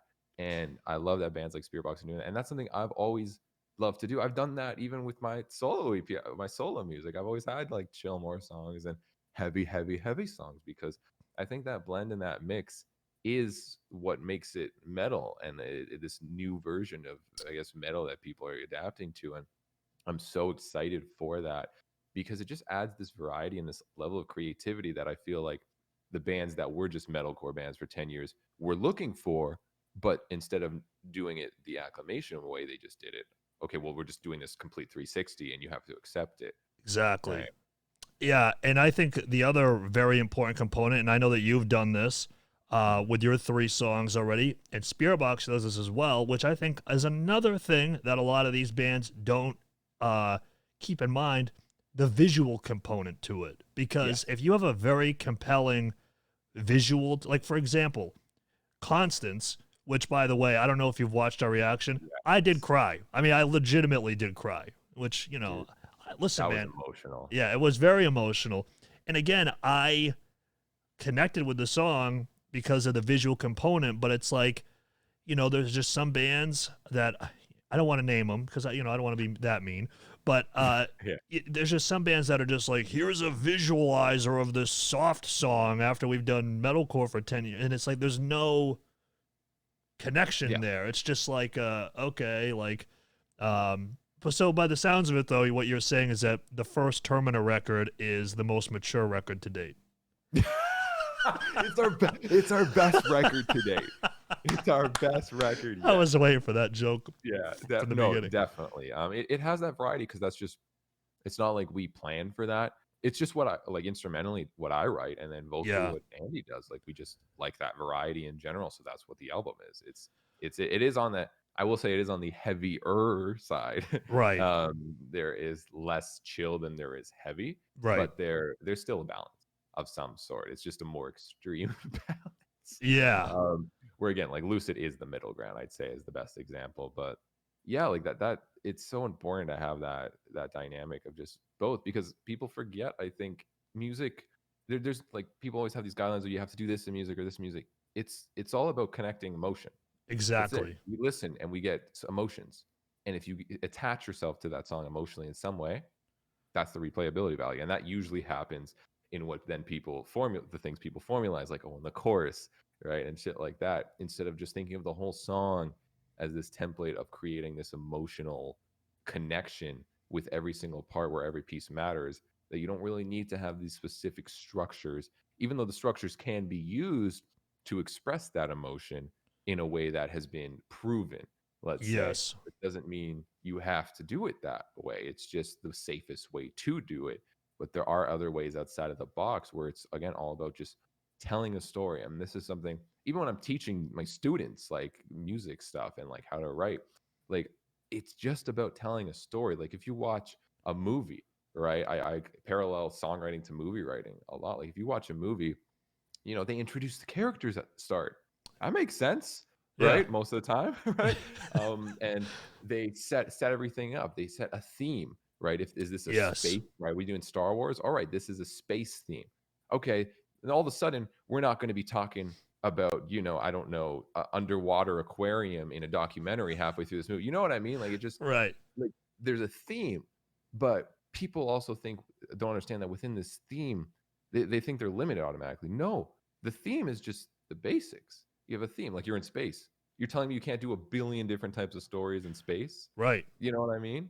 And it's just, it has to tell a story. It has to have some kind of theme that develops and changes over time that keeps the person captivated. And then some kind of climactic point, which to most metalcore is the breakdown, right? Right. And then an ending which ties the themes. You don't want any loopholes, right? You don't want any, just like in music, you don't want to introduce a new theme or a new cool different riff that's really odd and proggy if it doesn't get kind of resolved at the end in some way or tied to some kind of theme. You just throwing that in there, like you're just going to shred on here for just a shred. Okay, but how does that make sense later?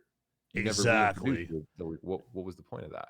Exactly. I think that's super important. Yeah, because we're working on a song right now that is gonna be definitely the most ambitious Mhm. visual thing ever, like that we've done.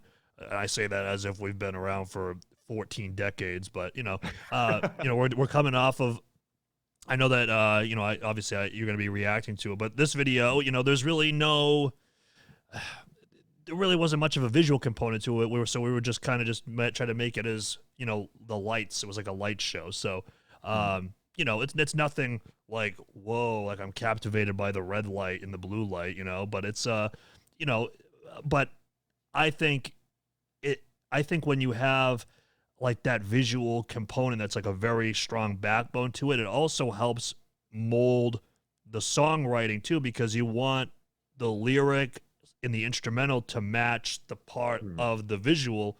So Yeah. sometimes it might take a little bit longer, but I think in the end, it's like you said, it connects the listener emotionally to something, and it makes for just a much better track rather than just like, you know, putting up a track with a visualizer and calling it a day. So, and I Yeah. know that you guys have, you know, I know that you obviously you and Andy are in different countries, so you've done what you can, like makeshift videos, and they look. And I say makeshift not as like a bad thing either. I mean, you've just still understood like we got to do something visually here. We can't just, you know, because you could put up just a visualizer and you know, call it a day. It's just that much easier. But Mm. you still have an emphasis on a video, even though you guys are in literally different countries.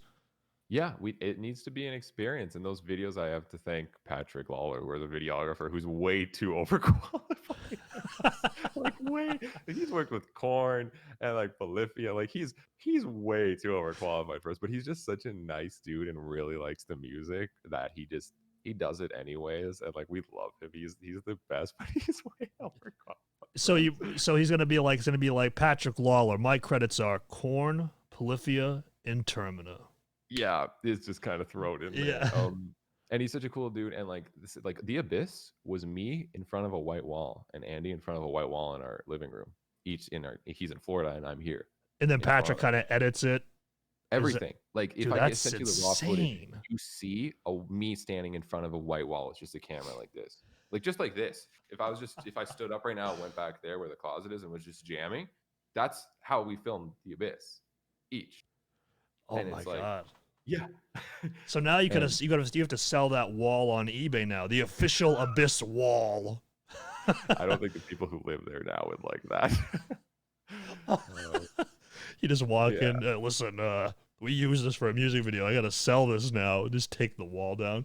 yeah. Um, but That's like we definitely have thanks to him. But for those two, and then Lucid was another dude, Alex here, which Andy and I were together actually in film, and that one oh, was cool. yeah, that one was super fun too. That was the first time I met Andy in person. It was just like a special dynamic, man, having him here and just hanging out. And When did you film that? Like what time period? summer 2019. Oh Yeah. wow. Okay, so When did the Lucid come out? I think it came out in August 2019. yeah, Yeah. that's wow. That's crazy that it was just. I don't know why. I just feel like this year has been 4 years. So you know, it's just like it's Yeah, kind yeah, of yeah. losing track of time. But Oh yeah, it's going. yeah. So you gonna release more singles, or is it now, you know, 3 singles and now we're gonna announce the record? What's the kind of the plan? Because as you probably know, especially from being on the deathcore playlist now, you know those single releases, you know, are kind of nice, especially for the Spotify algorithm. Very important. Singles are. I mean, I said this before. Like you work 2 years on an album or however long, right? Let's say on average, bands work 2 years. You're gonna throw 2 years of work in. Let's say you just release the album, right, without any singles. You're just gonna throw that in the world, and people are gonna listen to it. Again, people attention spans in some, Dude, yeah, some albums, yeah, are better than others, and will have slightly longer. People listen to that for 2 weeks, like a good amount of people, yeah, and then I'll start. and then they'll move on. You're gonna put 2 years of work just for 2 weeks. That's it. Yeah, You know what I mean? Every time you release a single, that's at least, I'd say, a week of people listening to that track at least. right. So would you rather have 2 years of work shoved into two weeks and then it's forgotten about, or would you rather have 2 years of work shoved into 4 singles or five, or each single is an extra week, 4, 5 weeks, and then plus the album release, six, Right. maybe 7 weeks, maybe 8 weeks of people. It's like, oh, that's almost like what, two months or something? Yeah. Yeah, like 2 months of people jamming your stuff instead of 2 weeks. Yeah. And that's why it's always like, yeah, I'm gonna throw out singles, and it makes it more exciting every time. It's marketing, like you, it's this work. Appreciate your work, like Yeah. respect your I time. exactly. And so I want you to be honest. Yeah. When you listen to an album, you know, Mhm. Nik Nocturnal, you have the album, you're like, okay, this band I like has released an album. Be like, because for me, it's not that many. Like, how many songs do you walk away from that album and you're like, man, like I really love this amount of songs? Because I think that also ties into it too. Because there's a lot of songs off of albums that I'm just like, yeah, this is. I listened to it this once and that'll probably be it. Yeah, no, I've had that happen. Definitely with many albums where I'm like kind of stoked, and then it's like, oh, I like three of these songs or whatever, you know? yeah. Yeah. And then the thing is, no matter how good some of those songs might be, like I just don't listen to the album anyways, and I'll just listen. I'll just throw the single on like my iTunes, and that's it anyway. Yeah, exactly. And like, I don't know what it is. I don't know what it is about people just being attached to, we need to put out this album all together. Like, nobody listens that way anymore. Nobody goes to freaking Best Buy to buy the CD and put it in the car, and they're forced to listen to it because they only have so much money to buy a few CDs, so they just listen to Yeah, that on repeat over and over. Now you go on Spotify, I pick out, like for example, like Moss to Flames. I really like Selective Sacrifice. I'm like, all right, I like yeah, that one. Put it on a playlist, and that's the like Moss to Flames song I listen to now. yeah, exactly. And I think that's just a new way of consuming music, and I think bands are starting to adapt because labels are forcing them to Yeah, adapt. yeah. When are we gonna stop talking about stuff like this? Because it's like I feel like I feel like it's just so obvious, and I know that it is to you as well. But like we still talk about because I see people all the time who just still have just not grasped this concept yet. Ah, I don't know, man. I Some people just don't, I don't think, adapt. And I mean, hey, for some specific bands, it might be better to release a full album. That's what some Yeah, pop stars do because it's just they have so much yeah. people I mean, watching well, that yeah, that they have other gains like specific like maximizing playlist time when a whole album is released and like all those right, songs get all playlists at the same time that it just they build off each other in that exact moment and then the algorithm super favors them and it's like right. you know that's a different marketing strategy. But bro, when you have 20 Spotify monthly listeners, you ain't gonna be utilizing that. Like it's just I know. I made the joke. I was like, me for one single, 8 weeks of planning, content schedule for a single, Taylor Swift. I'm releasing an album in 15 minutes. Enjoy it. That's just the way that it goes. That's just the way it is. And yeah, dude. it's just, my thing is that you just gotta see the game that you're a part of and how do I play this game the best of my ability. It's like, to use a World of Warcraft analogy, you might like playing a warrior, Mhm, but if a warrior gets nerfed and they're not good, mhm. that's it. Yep, that's You it. got you got to change. You gotta adapt, and adapting is so important, and that's something I luckily haven't had to learn in my time in music. I had to learn that as a YouTuber, and Yeah, that skill transferred really well yeah, as a musician. Just you have to adapt always. New things are always coming out. See what's new. See what's happening. Adapt with it. yep, There's new trends. Like if I had to count what the trends were right now, like again, 2017. Again, my timing might be a little off with these because I don't even remember what I did yesterday. 2017 was like metalcore bands go pop. 2018 were like kind of metalcore bands slightly be more metal. And then 2018, 2019, new metalcore, because new metal's the shit now, right? yeah, And yeah, then like 2019 to 2020, electronics. Who? yeah. Thank you, Right, Mick Gordon and right, Doom soundtrack and Bring Me, right. right? And now it's like electron 2020 to continue. It's like 2000 is electronics, but plus Deftones, plus like this ethereal like like things that like low they're doing and spirit box where things are super super heavy mosh songs but also really chill experiences and like they blend the cleanest of cleanest with the heaviest of heavies and it's like that was like less than a year between each of those transitions and those were pretty big transitions, you know what I Yeah, mean, and yeah, you gotta adapt. yeah. And I'll get you out of here very shortly. I just kind of wanted to end it on this, because I don't know, man. Like I just there's just so much more to music nowadays than just the music. And you know that from creating Yeah, content. And like, I mean, honestly, like, and I have no shame and I'll just say it, because we have like, we have Patreon, we have Twitch, and now we've kind of been able to, through all those avenues, self fund like our project. yeah, Whereas instead before it was just kind of like paying out of pocket constantly. And, I look at some bands that like kind of, took 2020 off and I'm like, dog, you messed up. Like I just, yeah. yeah, it's just but yeah, man, I don't know. I think that you're a super cool dude, and I'm glad to have talked to you. And it's so funny because I was with my guys yesterday. We were working on music, and also we did reactions yesterday. Mhm. And I was like, yeah, I'm talking to I'm interviewing Nick again tomorrow, and they were just like, he likes you, and I'm like, well, I pay him well. I mean, I, I mean, how do you think Dude, he's yeah, able you to? send me those big monies to do videos and stuff and mention your name all the time, obviously, Yeah, I man. pay for the raids. I'm like, dude, I'll The pay you rate, $5 a head, however many people you get. dude, it's so dude, yeah, no, I do like you because I like hanging with chill people. Like I don't know, like just real people that like when it comes down to it, we're all here making music or being idiots on the internet and just Yeah, like that's and we relate and hang out and it's just I like real people that aren't fucking I don't know like fake I guess and just want to do what they do because they like it and trying to get through and are just nice respectful people. Like I'm very simple. Like if you show respect to me, I will show respect to you and it's kind of that's it the dynamic. Like I don't care if you have a million subs or zero. Like right.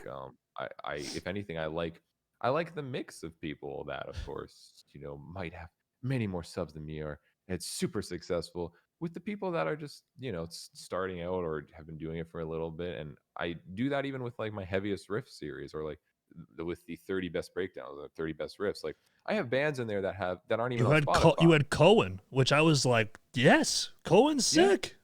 Yeah, I had them. I had Rogue, and I got to talk to these bands because it's as simple as like, hey, do you want to be in this? And I'll hit up bigger bands that be like, oh, like yeah, dude, we'll get you something, and then they don't even bother to hit me back, and it's not even like a super big band; it's like a decent sized band. And I'm like, Yeah, you really like you do know your music isn't as that much better than these smaller bands, you know exactly. Yeah, and so, like, okay, like, yeah, I hit up all the time the smaller bands, and I love connecting with them, and they're super stoked because they're like, "What the fuck?" yeah. Like, and I love that, even though again, I don't think myself of like, "Oh, this big YouTuber that's gonna, super make you famous now by having your riff in their video." Like, No, but that's not what you do have a pretty sizable platform. I know that you're a modest guy, but I'll say it for you. I mean, you do. I mean, like straight up, I know damn well that your reaction video to us is gonna have more views than the actual music. I know that, and I don't care. And I'm just like, listen, I don't care. I don't have that kind of an ego. And I remember you said once on Twitch, you're like, yeah, I talked to Rich from TrueShot, and he wasn't Mhm. a dick. He was a nice guy. And I was like, there we go. That's what it's Yeah. about. I think it's really important to stay close to just what the scene is of like the new up and comers and what people are doing and the people that are, veterans in it. I think it's really important to have that dynamic and always just hang out and see what's happening because those are the people that are going to make it eventually anyways or just even if they don't they're just the chill nice people that make your life a little better because they just are nice and that's kind of like Yeah. little things like that and I always have been it's always been important for me to do both of those dynamics especially more so now that I can actually do something like with like some of the smaller bands like I can actually help them instead Yeah. of it was trouble before because I used to always support smaller bands and love their music because it's not about the size of your band all the time. Like small bands make sick ass music too, it just doesn't get heard. Yeah, And I mean, and except for us, it's terrible. But you know, and and when I was a smaller YouTuber, like I couldn't do anything. I could do a cover and it would get like 100 views, and like that's all I can do, and I'd be stoked and I'd love to do it. But now knowing I can actually help a bit, not make the biggest difference, but like help, it's awesome. Like I include yeah, them in a heaviest risk video, or I'll throw them on the Nik Nocturnal Spotify playlist, and bands will hit me up, and I didn't even hit them up saying I put them on there. I'll just throw them on there, and then they'll see their Spotify things and be like, Nick, we went from 500 monthly listeners to like 2,500, listen, and I'm man. like, Yeah, I said it. I was yeah, like, my goal with this next song is I want to get on that Nick Nocturnal playlist. And I said, and you know yeah, I what? got I know that he'll put us on there if he genuinely likes it. If he doesn't it. Mhm. like it, which I gotta be honest with you, you gotta like it. Okay, I'm gonna be Okay, honest. This one dude, I feel very confident about. If it was the other three, I'd be like, okay, maybe he will. But this one, I bet 10 gifted subs, you're gonna like it. okay, dude. No, I'm gonna start the reaction with Rich said I'll like this. That's the first words Yeah, I'll say. yeah, just say that because I am very confident that you'll like it. But yeah, man, no, it's cool because like I said, with I think this is a good place to end it. But I'll just say, Mhm. you know, with you rating us, people have, met us, they've checked out us, and now they're like, when's the Nik Nocturnal TrueShot collab coming? And I'm just like, that'd be really cool. I mean, I'd love to do that someday. Because I know that you hang out with Metal Burb as well. I'm like, what if we just had like one big song with just like all like these YouTube content creators together or something like that? That'd be kind of cool. Dude, that'd But be fun, man. I'd love to do that. Like I said, I love collaborating. It's what makes it fun, you know. I mean, like I love my job, like I said, and it's all great, but when it comes down to it, it's a little disconnecting because you're just a person making videos and then you throw it on the internet, yeah, right? But when you're working with people or when you have the community there, it's like that's what I love building is the community among, people who watch content creators and even the content creators, and helping with that, because that's what it's about. That's what makes it fun, and that's what makes it enjoyable, and rooting for people to do well, and wanting to see people grind, and not have that stupid mentality some people have of it's a zero sum game, and it's like what's wrong, like, oh, this person did well so now I can't. It's like, what's wrong with you? Like, no, that person did well and they're doing well and good for them, and I want them to do well. yeah, And, the better collectively everyone does, the better everyone will do. It's exactly. kind of Yeah, like that. Like the more people share music and share the type of scene, the bigger that scene will get, which inadvertently affects you in a good way anyways. yeah, So, I always love when I see people doing well and, just growing, and I want to contribute to that because it just makes everyone better and healthier and just makes it nicer. I don't know. I like that. And I like that about the scene that, again, you've especially too helped with just doing reactions with bands and smaller bands, and yeah, with your band too, just doing things and changing it up. And I remember you were the first one to like get Jake from AVR to do a reaction, and that yeah. That that was that helped very, change the game. yeah. Things like that, Well, having because like, I know I said I'd let you go, but I just wanted to quickly it's dude, also we're say, just hanging out. I It's all know, good. I know, but it was so funny because I remember when we first started doing like the reactions. At that point in time, reactions were kind of looked at as like, this is stupid, like this is dumb. And now, straight up, dude, I may edit this out, I may not, but I was somebody from Featured X actually hit me up and they were like, "Hey, do you have like a do you have like a like contact information for like these people that do reactions?" And I thought that at first it was for something different, and they said, "Yeah, because we want to have like that on the website, a section where Actually, people, yeah, of like where people can hit up people to do reactions for them." And so it's just crazy like how much now it's just kind of looked at as like a legitimate avenue of promotion, which a lot of it, record labels still don't understand that yet after, a lot of my it's videos have been blocked.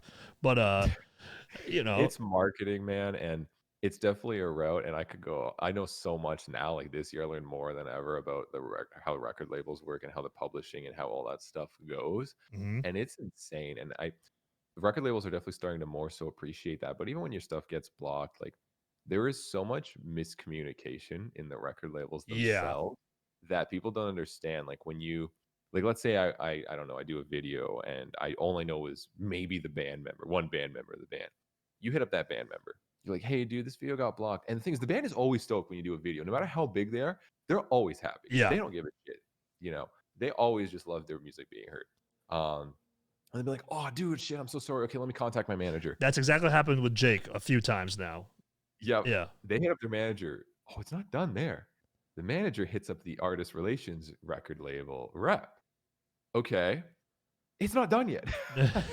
They Yeah, might actually have to hit up a person in the record label right. that knows how to contact the publisher, because sometimes the A&R person doesn't actually have direct contact with the publisher. And so then that person I didn't know then that. has I to didn't even know contact this much. the Yeah. publisher.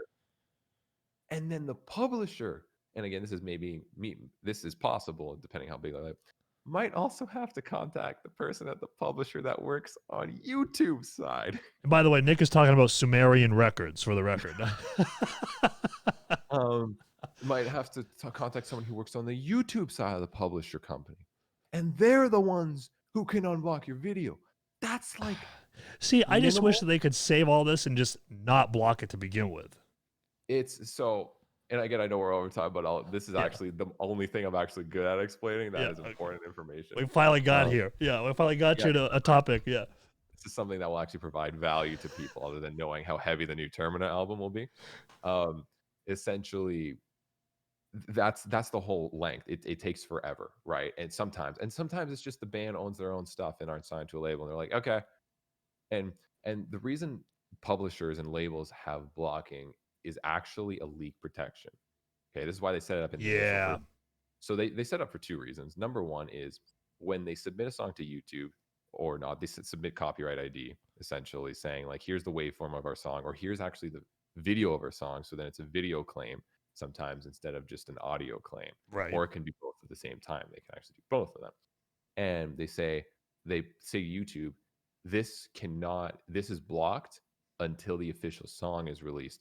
And the thing is, they preset, their song being whitelisted, so it doesn't get blocked. That specific, I don't know, link to their video, right, is the only thing that doesn't get blocked. The thing is, even when the video's out, the publisher, and depending how bad their communication is, that block will still last sometimes up to even a week after the video's out, and sometimes forever Yeah. because they never communicate to unblock it. And that's kind of the thing where the label actually doesn't really care what you do. They just, that's how they set it up most of the time. They just block anything else to prevent leaks. The next thing is setting up blockage because they just don't want anyone else to have. Sometimes they'll just block the video, the visual aspect. Mm-hmm. So they'll block it and they'll say anyone can use the audio, but still copyright ID, our money, bitch. But you can't use the video. Right. It's blocked. We want to have the only visual aspect of this on YouTube. So they'll whitelist their video, obviously, but then they'll make it so it auto blocks anyone else who has a video aspect, but they'll allow the audio to go not blocked, but copyright ID'd, meaning that the label's monetizing it, right? Right. So those are the two most common things. And again, just to get your video unblocked, you have to go through like so many people sometimes, and that's why it's such a Yeah. mess. Even with me, like labels will hit me up nowadays because people like reactors, and I'm apparently a reactor. That's And all they'll you be do. like, "That's all I do." That's it. Um, yeah, and they'll be like, "Hey Nick, we're from this label. Can you do it?" And I'll be like, "Sure." Can you whitelist it? Because that's like all I ask for. Like even when bands hit me up, man, like I not nothing against people like reactors that ask for payment, but it's like the amount I get, paid from a sponsored video, like to do like an actual ad, I'm not going to charge that to a band because first of all, it's not worth it for that band. I'm going to tell you that right now. They're not selling, they're not going to get their sales back in a product. Right. And it's probably not in their marketing budget. Okay. Just again, I don't care about taking money from businesses because they got the money, but taking money from some of these smaller bands, like dudes, I'm not going to charge you that. And some of them probably would pay it. And I'm like, it's not worth it. I rather just be like, can you just whitelist the video so I can at least make my own AdSense? Right. Yeah. So there's no copyright ID. So that's why I tell some of these labels, and some of them are like, dude, yeah, easy, no problem. And I have some hookups, and they'll hook me up instantly. I love them. I will always show them love because they are just fam. They won't even, they'll be like, Nick, here's a new song. Yes, we'll whitelist it. Like they'll just Yeah. tell They me just because know. Right. they just know. Because like what the label, they don't care. Like what they lose $50, on Yeah. the AdSense, but they get someone reacting to it, and then that's sick. And then some labels, they'll be like, okay, we'll see. We have to contact them, and then I wait back like 2 weeks, and the song's already been out for a week, and they're like, Nick, sorry, we don't know. We haven't gone back from like the publisher Uh, if they can whitelist this, and I'm like, you already know I'm not going to do this, right? eh, you know and it's like it takes too long, and it's just so much red tape and so much, I don't know, miscommunication within some of these labels that it's such a mess, man, and it's crazy. And there's, I think, starting to get better because they have to, but that's really what goes on behind the scenes with this. And you know like labels are willing to adapt sometimes, but it's just how they're structured and how the publisher yeah. just doesn't care sometimes. And maybe they're a branch of like Warner, and Warner really doesn't give a fuck if you want your video whitelisted. No, they do not. Nope. They super don't. They have like it's all crazy red tape. Some people have fucking lawyers they have to go through with some of this stuff. Yeah. It's Yeah, some like what is it, WMG or something like that? Like Warner Music every Group. yeah, like dude, I one time we did a reaction to Lorna Shore and it didn't even get claimed, and I'm like, this is extremely horrifying because I don't know what's gonna happen to me. Are they gonna sue me? Like, what's gonna happen here? Because like this is very unlike Warner Music Group to not even claim this at all. Um, Yeah, So I got very sketched out, and I turned monetization off because I'm like, I do not want to like a copyright strike or whatever. Yeah, and a lot of it's automated, and that's through the automated system. Again, the label sets the rules of either it'll be blocked because of leaks, or they'll just allow to get ad. They just won't allow you to get AdSense, or sometimes they won't have anything because Right. they really do want to promote that. And a lot of time, if a band's not on a label, they'll have it open. Like Termina has that open. React to Termina. Um, so you get AdSense because I'm like, we're not paying you guys to do this. You're doing work. We know you're doing work. Right. You better get paid at least from YouTube. We're not going to take that away from you. You know what I mean? Like, Yeah, um, exactly. And it was actually, when we were talking about it, because for those of you, obviously, you probably put two and two together at this point. Like, the video that I sent to you is whitelisted. Yeah. So, Thank you. yes, I'm I'm rich. definitely claiming it after. No, no. So I would just, I just kind of sat there and I was thinking, it's like, I really don't care. So now I'm just going to do that from now on. Because also, YouTube money, like when you do it through DistroKid, you have to pay for that.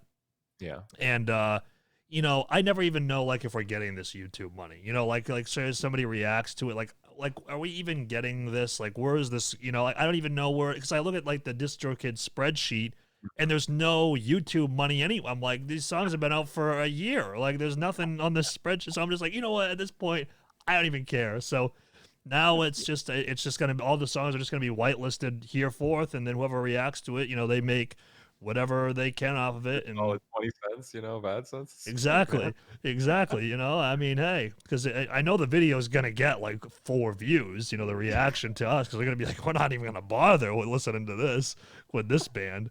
But no, I just think that that's also just a really cool thing, is just having the videos whitelisted. Because I also went that route as well. I've asked bands that have hit us up directly. Um, I'm like, yeah, like, is the video whitelisted? And they're like, yeah. And I'm like, all right, we do it, and that's it. I mean, that's all I can ask for at this point. I mean, we do have a Patreon tier, but it's so funny that like the people who usually hit that up aren't even in bands. They're just like people who just want to, like, Yeah. it's like paying for like almost like a cable station almost. They're just like, yeah, I just want to see this piece of content. Here you go, because we're very backed up on people requesting this, that, or the other thing. But Mhm. yeah, man, it's just really cool. I think in 2020, I think people were able to really get out of the touring live show segment, and they really were like, damn, like this content creation reaction stuff is actually extremely valuable. And and I'm just glad that somebody's putting some respect on my name here after Yeah, all the they this time. they did not have a lot of respect for YouTube, and still since the bigger labels don't, and I know that. And even like there's things like that. That's all automated claim. There's manual claim, and then that's like people don't understand. There are people like they'll have whole sections of people working in like an office, like 30 people that only work there to claim YouTube videos because labels make so much money on YouTubers. It's disgusting. Yeah, So they're just maximizing that, and I think they're starting to finally respect that. And like I said, I'm lucky. I work with a few labels that are just now like, Nick, what's up? New song. Obviously, it's whitelisted. Don't stop asking it. We know you're gonna ask, so just here's the song. yep. We know you love the band, so we know you're gonna probably do it. And I'm like, you got me. They hook me up. They're happy because they get the little promotion. And again, and I'm always like honest promotion. Like if I hate the song, bro, and you're still you're gonna whitelist it, I'm gonna tell you if it sucks ass. And they're like, dude, we know, we don't care. Like they're super chill, and they'll still just show that love, and they get the exposure. And I think a lot of these labels like that are stuck in the olden times don't appreciate I love how, because exposure is such like a meme thing. Like, I'll Yeah. get you exposure though. It's so weird even saying it in like a serious way. Yeah, like you don't have to pay me, but I'll pay you back in exposure. Like it's just so funny. But when it comes to stuff like this, like some of these labels are so stuck in their old times that they're just greedy and they'll take advantage of copyright. They'll just Yeah. take away of a copyright DMCA, which is literally something that was created before the internet, pretty Yeah. much. Yep. Like, and it's crazy that has not been updated in any way. Yeah. And they'll just take advantage of them and be like, no, we can make money on this, so we're just going to make every little cent we can, instead Yeah. of being like, oh, let them monetize their own video because they did put some work and effort into making this and they built the platform. So let them make the money from YouTube, and we'll get all the extra fans and shirt sales and Spotify stream sales and this and this and this. Because now this band has more fans, and those fans are buying stuff from that band. Oh, but wait, we're gonna lose out on $20 of AdSense. Nope, we can't whitelist this. I'm Yeah, sorry. It's like, exactly. It's just so nonsensical. I just, I don't, I don't understand it like at all. It's yeah, and I think yeah, the honest feedback, the honest promotion is super important because listen, I don't want to name any names, but there's definitely some reactors out there who just love everything, regardless, because they don't want to hurt anybody's feelings. And especially it's an interesting angle, for you as well too. Now being in Termina, but also for us, like we're a band. We were a band first, and then we started doing this, and then it's like, oh, aren't you worried that like if you react to I'll just name a band like Kingdom of Giants, and you don't like the song, that they're just gonna never want to play shows with you or anything like that. And I'm like, dude, honest to God, like if Kingdom of Giants, and listen, Kingdom of Giants, listen, guys, and if you're watching it this far, and this never happened between you and me. I'm just using you as an example because you were the first band to come out the top of my head. Anyways, if they were like, those dudes in TrueShot didn't like our song, fuck them guys, I'd be like, all right, well, you guys are children. So, yes, so, I mean, again, at the end of the day, I know that if you react to our song and you're like, well, listen, man, cool guys, I just don't like the song, I'm like, okay. It's like we just have a personal relationship, which to me matters more than if you like yeah, the song, it's not gonna start a rivalry of reactor versus reactor now. Yeah, we'll be reacting. We'll be reacting to your stuff and making that could be a whole new show. Me reacting to Nick and making fun of Nick throughout his content. Oh, you can make fun of a lot too. Don't worry. I make fun of myself enough though that I feel like it's hard to make fun of me Right. at this. If you were like a super serious person, that would be Yeah, content gold. But that'd be gold, honestly. yeah, But the world now, man. It's yeah. weird. All right, man. I'll let you go though. Dude, it was super cool to talk to you again. Especially like I know in this form, I know we've talked kind of off interview. We've talked off the record, so to speak. Interview. I don't even consider these like I don't know. It's just so weird to even call them interviews. I'm just like They're just hang, sitting here bro. talking. That's what the young kids. Yeah, exactly. We're just, as the kids say, we're vibing. You know? I don't know why, but that word just irritates me. I don't know why. But anyways, anyways, Nick, listen, man, thanks for stopping by. Look forward to the new Terminus stuff, and just all around, just looking forward to more raids from you on Twitch. I got you, dude. Don't worry. And when this comes out, the song won't be out yet. But let's see. Okay, the song will have been, I think, announced by then, so it's going to be coming out January 8th. And I'm stoked for you to check it out, man. And I hope that you dig it. Dude, yes, I will do the video, and I will watch it in the video, and I will comment and move my head accordingly to the comments that I am giving you in that video. And I'm just going to let you know that your reaction to the song is going to be correlated to whether you get a copyright strike Okay. or so I just want to let you know that you are kind of held hostage here. Okay. That's fine. I'll make sure I only hate it then. Okay, perfect. Okay, well, you're going to be going to jail after that then. At least as long as it's better than the attack, we'll be good, dude. That's not a very high bar, so I think we'll be okay. I got shrimp. I wanted crab. I literally have in our thumbnail, I have a crab with like a no smoking sign over it, because it's like there was the least amount of crabs going on in this song. Like there's like minnows, like there's nothing. But all right, man, you got to tell me what that deathcore band was off interview. But anyways, thank you everybody for watching, for listening. Bye-bye. Bye. I'm gonna let you keep going. Okay. Thank you so much for watching episode 20, season 2 of the TrueShot Yes Bot podcast. Hope you enjoyed it. If you'd like, you can help us out by sharing this podcast with a friend, a family member. Hey, Grandma, check this out. She'll be confused. She'll have no idea, but at least you shared it with somebody. Or, if you're watching this on YouTube, give us a like, give us a comment down below. If you're on Apple Podcasts listening to this, leave us a review. And yeah, for Spotify, share it, because there's nothing else that you can do, okay? We also, if you want to check out the Patreon, which if you're watching this on YouTube, you saw the graphic of that, but if you're listening to this on the audio version, We do have a Patreon. Tier start is always $1 a month. That's patreon.com/TrueShotOfficial. And we also stream on Twitch Saturday and Monday nights, twitch.tv/TrueShotOfficial.